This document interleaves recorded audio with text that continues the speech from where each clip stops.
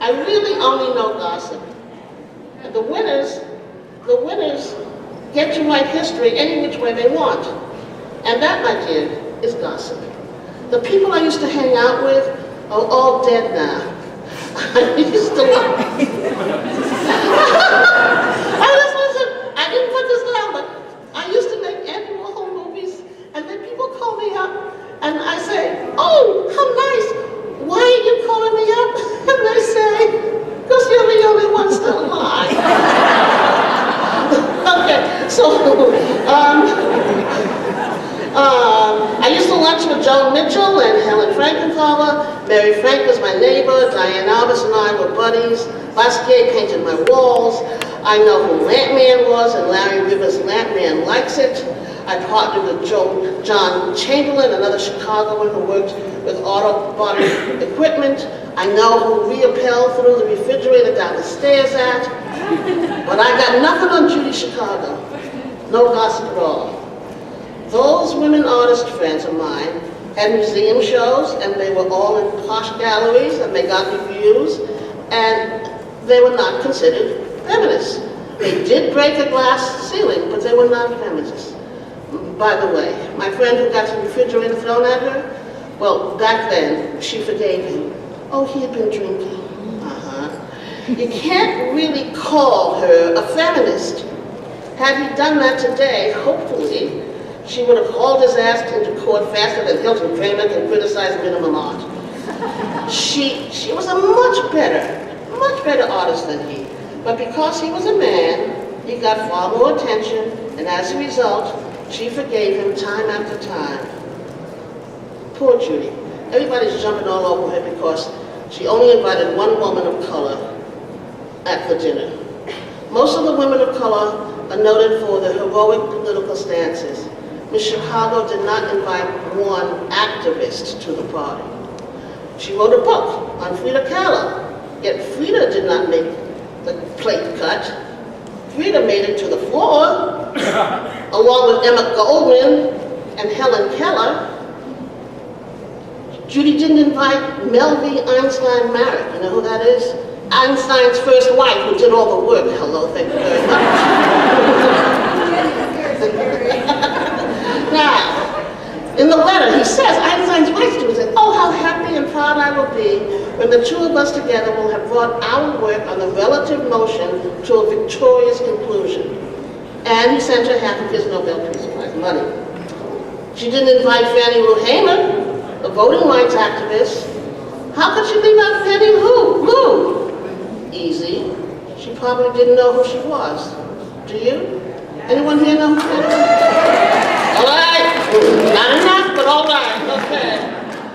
I never knew Judy, but I did know that her parents were political activists, and she was raised in a progressive home.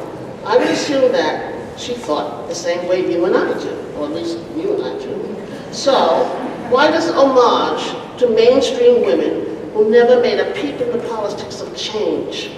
For me, art is about something that changes you. You are different after having seen it or heard it. My idea of a good writer was someone who takes a good idea and wraps it up in beautiful words. Judy had a good idea. She wrapped it nicely. People were definitely different after they saw it. But for some of us, she could have tweaked it a tad more. We know that she did a great deal of research on the women she selected. She did anecdotal research as well as primary. Anna Solder, one of her researchers, talks about the difficulty they had trying to find primary resources on distinguished women. Judy's criteria for selection was that they made a major contribution to the world and they be a role model. Well, many of the women she chose were famous women, but famous women as defined by male historians. Okay, so we're going to go through each and every one of those 39 women and see which ones were party-worthy. Before I saw the show, I thought that she was going to make each plate like a good poem. A good poem telescopes large ideas into a few words. So I was expecting Judy to take the large ideas of each one of these women and condense them into one plate. While I was looking at the plates, an elderly woman came with her daughter, And the daughter said, "Ma, you want to look around the whole thing or you want to stop here?" The mother said, "Well, we're here, you may as well." And then she said, "But they all look the same." And then she said, "The colors are creative though." And this woman was not a Luddite. She knew her art. She was old school and she was right. The colors were creative. What she did not see, however, was the unifying womanliness of it all. At the same time, they were very much alike. I don't watch enough porn to know how much vaginas vary. But I'm sure they're like snowflakes. Of the primordial goddesses, only a few are female. Gaia, who was a kind of Mother Earth, and Hermia, who is Day. The plate for this is a nascent butterfly form with its wings closed. Actually, she showed it. It was the first one that I showed. Okay, so these are women, nice, sweet women, who are mythologically and created by men. So how revolutionary can they be?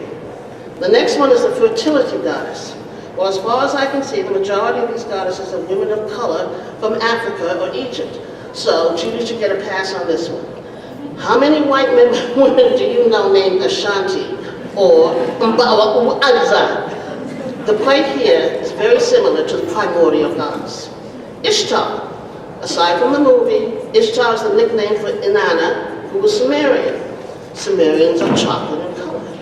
Kali, the Hindu goddess, also known as the Black One. Snake goddess were Minoans. Now, recent DNA evidence suggests that they were Caucasians, but maybe they are today, but when Judy was creating the piece, they were people of color. Sophia, the goddess of wisdom, is often interchanged with Gaia, who is Mother Earth. Amazon, okay, we know who Amazon, right? And so that makes sense. We all know she was a warrior who possibly lived from Libya. She's also mythological. Hatshepsut was the second female pharaoh. She established some trade routes and imported some trees, nothing very controversial, but she was North African, and she was not a mythical goddess, she was a real person. Her plate is reminiscent of Egyptian tomb painting. Judith, well, there are so many anachronisms in the book of Judith that it's considered by many to be a novel. But you can surely understand putting her namesake in the show. But her plate really doesn't look very much different from any of the others. Sappho. Yep. The poet, the poet from the Isle of? Thank you. Almost all of her works were lost, yet her contemporaries wrote so many songs and poems and odes to her. You gotta figure she was terrific. As crazy was the hostess with the mostest for her time and held intellectual soirees in downtown Athens. Was it a brothel? Who cares? She educated women and almost got killed for it. Boadicea, the Celtic warrior queen? Okay, now you're talking. She actually got out into the battlefield. She was defeated, but she got out there, okay? And her plate looks like an armor, a helmet. It sits inside a Stonehenge kind of image with long blonde hair, like. Okay, Hypatia of Alexandria was a philosopher, inventor, and mathematician. She was murdered by a mob of Christian monks, so she must have had something going on for her, right? Her plate has Coptic imagery with black outlining, but no reference to the fact that she was torn limb from limb. Although Judy does have that on the back. Each table has a, how you call it, like a schmuck, a piece of, a runner, thank you very much. And on hers, the depiction of her being torn limb by limb is on this side, so, it's kind of hard to see. Okay, so 6 of these 13 women are possible women of color. That gets Judy off the hook for being a racist, okay? But only a few of them are activists in the sense of rabble-rousing, fist-shaking, pink pussy hat wearing, demonstrating women that we think of today. All of the prehistory ones were just transcribed by men. The emphasis here seems to be on intellectual prowess. Okay, so let's do the next 13. It's easy. Marcella, a Roman Catholic saint, who founded monasticism. She was celebrated after the death of her husband. Once again, what we know about her comes from Saint Germain. Saint Bridget of Kildare, Ireland. Bridget might not be a real person. Lots of people believe that she's the same as Bridget the goddess. Empress Theodora. Okay, we know Empress Theodora. I was a theater major. I know all about her. She was a street skank who got into show business and married well. I didn't say anything naughty here. There's nothing wrong with that. She made something of herself. She made laws so that women could own their own property. And she also made rape a capital crime, along with her husband. Not that her husband raped her, but her husband helped her make those laws. However, according to Procopius in The Secret History, she is said to be vulgar, with insatiable lust, shrewish, and mean-spirited. Not exactly a role model. Her plate is done with a Byzantine motif with mosaics and tiles. Roswitha of Grundersheim was a playwright. She wrote mostly comedies. She put womanly weakness aside and summoned manly strength to her prudent heart. Her plate is a nun's cap with a closed center representing her chaste life. Trocula, the gynecologist, is the author of textbooks on women's medicine, a very famous physician. But then again, there were a lot of women physicians in those days. And hers is the Aztec goddess of healing with 2 snake medicine signs. So you probably recognize that. Eleanor of Aquitaine, who can argue about putting Katharine Hepburn on a plate. Eleanor was famous for who she married. Henry II and her children, Richard the Lionhearted. Her plate has a crest on it. Hildegard of Bingen, Jennifer's going to talk about her after me. And then Petronia de Mai, British-Irish accused of witchcraft and burned at the stake for heresy. But it was her 4th husband who was wielding witch, or warlock, right? And taught her how to do it. Okay, Christian de Pizan, Italian acknowledged as the first professional woman writer. Isabel d'Este was a major cultural and political figure in the Italian Renaissance. She was a patron of the arts and a very snappy dresser, because everyone imitated her. Elizabeth I, okay, we all know who she was, and her plate has a ruff around it. Remember those ruffled kind of neck things it had? Artemisia, an Italian painter who was the Judy Chicago of her day, not recognized because she was a woman. Anne-Marie van Schuurman, a scholar noted for being an advocate for women's education. And these women, who are all very worthy women, and they all got plates, and they're all very safe. Okay, here come the last 13. Won't take long. Anne Hutchinson, or the Hutch. Did you know that the Hutch, look, is named after her family? It really was. The Parkway, Hutchinson Parkway, and named for Anne Hutchinson. She was a religieuse who was murdered in an Indian massacre. Her plate theme is a shawl, which is worn by Puritan women. If you get the theme, what I'm never mind. Okay, Sacagawea. She was the Native American girl who led Lewis and Clark's expedition of Manifest Destiny. It is hard to call her a traitor, which many of her people do, because she was 15 and pregnant at the time. She's on the doors of St. Patrick's Cathedral in New York City. The women's suffragette movement made a statue in homage to her. So how much of a revolutionary could she be? You don't see Angela Davis's face on any cathedral steps. You see what I'm getting at? Okay, so her plate has a little beaded baby carrier at the top. I'm not going to say Pepper's, okay?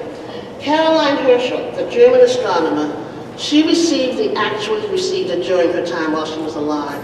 She worked with a good deal with her brother William, and the thought here was that, like Mrs. Einstein, a lot of the team credit goes to her. But when he died, she got all the credit herself. And her plate has a little flip thing to it, like a page being turned. Okay, here comes a real one. Mary Wollstonecraft, English writer and true feminist. She wrote A Vindication of the Rights of Women. That book alone was enough to make her plate worthy. Their daughter, Mary Shelley, wrote Frankenstein, and she married very well. She married Percy. Okay, her plate is a symbol of trying to break loose. Susan B. Anthony was truly a women's rights activist who was a major principal in the women's suffragette movement, and she was an abolitionist. And her plate suggests forms of anger, but it's red and it looks like a crab. Okay, Elizabeth Blackwell was the first woman to receive a medical degree in the United States. She pioneered in promoting the education of women in medicine. Emily Dickinson, the Belle of Amherst. Well, all we know was, we all know who she was. The question is, why was she given this lacy, frilly plate? Judy says because feminism was smothering her. It's Judy's peach, she can do whatever she wants. Dame Edith Smythe, a composer, a member of the women's suffrage movement, and self-proclaimed lesbian. Not that anybody cares anymore. Her plate is a piano, which seems a bit kitschy to me, but Judy has a great way of rationalizing it. Margaret Sanger, God bless this woman. She's a birth control activist. In my day, her clinic was the only place you could go to get information on birth control. She had a clinic on 16th Street in New York City, and she led the way for Planned Parenthood. Her plate is a